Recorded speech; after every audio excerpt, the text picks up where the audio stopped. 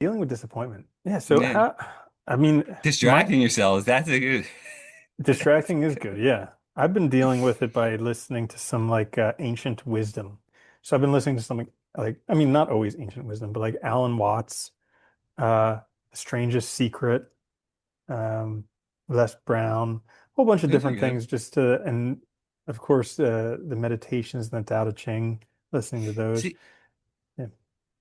well, it's funny. I think I find myself, well, at least personally, like when I'm dealing with disappointment that's not like specific, but more general, like what I'm dealing with now, I tend to go to like the existentialism stuff. And Hmm. like, I don't know why, but their rejection of God, like their atheistic stance coupled with the fact that we create meaning, I find very comforting. Hmm. Do you Because it's like read at the end of particular the, books or what? well, like, like, really, not any particular, I guess, like, Camus, like, Myth of Sisyphus is great. Or, like, um, a really good one would be, Man Has No Nature by Jose Ortega. It's a short article that you can find Hmm. there. That's really good. But just the idea that, like, this is it and we die. So that kind of, the death kind of negates all possible, like, objective meaning. And there is no objective meaning. So we just create meaning. And I do find that valuable because when I'm stuck in this kind of position, I realize, like, well, it's not so much that I'm probably, it might be depression and stuff like that, but it's also just my interpretation of things.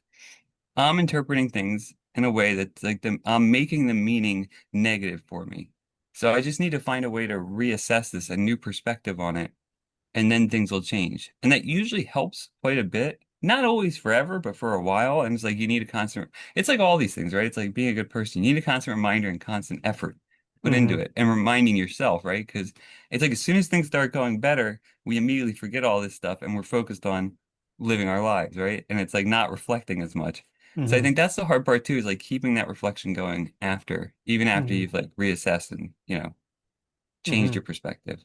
Yeah, And also just the idea that none of it matters too, because really it doesn't matter. it And doesn't. I think we get so caught up in things mattering so much.